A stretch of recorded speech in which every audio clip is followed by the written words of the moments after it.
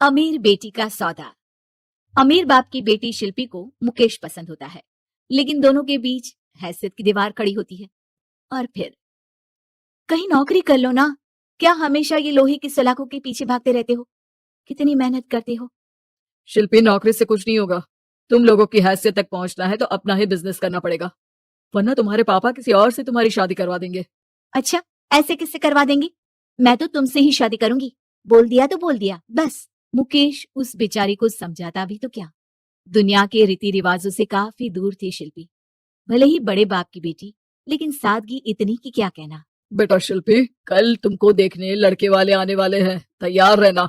मैंने तुम्हारी माँ को समझा दिया है। घर के सारे नौकर चाकर को वो समझा देगी कि स्वागत कैसे करना है। कैसी बात कर रहे हैं पापा? मैं तो मुकेश से प्यार करती हूँ, उसी से शादी करूंगी। मैंने आपको बताया था ना। मुकेश किसका बेटा है?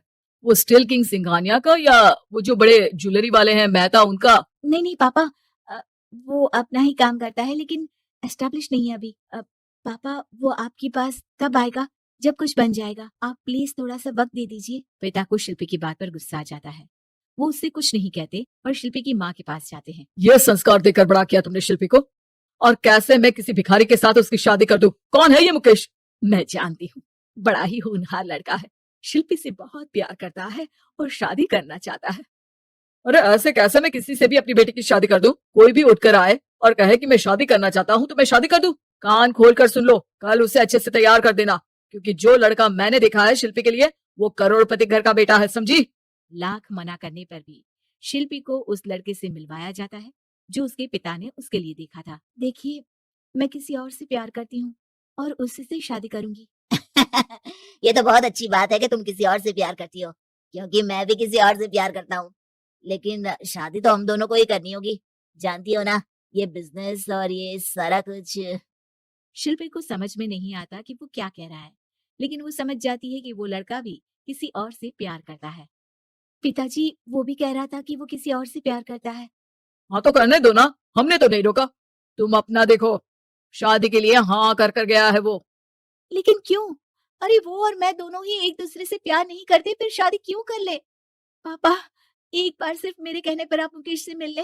पिता शिल्पी के कहने पर फॉर्मेलिटी के लिए ही सही, लेकिन मुकेश को घर बुला लेते हैं। देखो, ज्यादा वक्त नहीं दे पाऊंगा। ये बताओ कि शादी के बाद कहाँ रखोगे उसे? 2 कमरे के मकान में? नहीं सर, मैंने 2 साल के बाद का सारा प्लान कर लिया है। मैंने आयन इंडस्ट्री खड़ी करने के लिए पूरा ब्लूप्रिंट तैयार किया है। मेरी खुद की जगह है दादाजी की, बस थोड़ा फंड का अरेंजमेंट हो जाता तो काम शुरू कर देता। अच्छा, मतलब तुम यहाँ फंड रेज करने आए हो? मुकेश समझ जाता है कि उसके पिता शिल्पी की शादी उससे कराने के मूड में नहीं है। फंड आप कभी दे भी नहीं पाएंगे मुझे। मुझे तो सिर्फ शिल्पी चाहिए। मैं उसके बिना नहीं रह सकता सर। मैं उसे बहुत खुश रखूंगा। वो तो हर पति का धर्म होता है। वो तो मैं किसी से भी उसकी शादी करा दूं, वो उसे खुशी रखेगा। लेकिन देखो, मैं ज्यादा बात को घुमाना नहीं चाहता। वो बड़े घर की लड़की है, उसे काम काज की आदत नहीं। अभी वो समझ नहीं रही, लेकिन तुम तो समझो। मैं किसी भी हालत में शिल्पी की शादी तुमसे नहीं करवा सकता। मुकेश पिता से लाख मन्नतें करता है, लेकिन वो नहीं मानते। शिल्पी की शादी उस अमीर लड़के से हो जाती है। शादी के बाद क्या हम लोग मेरी माँ के घर चले? मुझे उन लोगों की बहुत याद आ रही है। हाँ हाँ, जाओ जाओ। वैसे भी आज मैं अपनी गर्लफ्रेंड के साथ मसूरी जा रहा हूँ, तुम जा सकती हो। कैसी बात कर रहे हैं? अब हम लोगों की शादी हो गई है, आप कैसे किसी और लड़की के साथ जा सकते हैं? अरे मैंने तो तुम्हें शादी के पहले ही बता दिया था कि मेरी कुछ गर्लफ्रेंड्स है। अब प्लीज ये टिपिकल बीवी वाला रोना धोना शुरू मत कर देना। शिल्पी पिता के घर जाती है और माता पिता को सारी बात बता देती है। इतना गंदा इंसान निकलेगा, मैंने तो सोचा ही नहीं था। अरे क्यों कराई मेरी फूल जैसी बेटी की शादी ऐसे घर में? और तो क्या हो गया, शुरू शुरू में हर घर में ऐसा होता है, धीरे धीरे ठीक हो जाएगा। और वैसे भी उन लोगों के साथ हम लोगों की एक बड़ी डील फाइनल हुई है, समझी?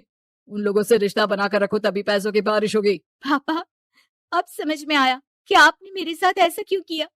मुकेश आपके सामने गिड़गिड़ा कर गया कि वो मुझे बहुत खुश रखेगा, लेकिन आपने मेरी शादी एक ऐसी लड़की से करा दी जो किसी और लड़की से प्यार करता है और शादी सिर्फ समझौते के लिए कर रहा है। पापा, मैं जा रही हूँ, लेकिन इस घर में कभी पैर भी नहीं रखूंगी।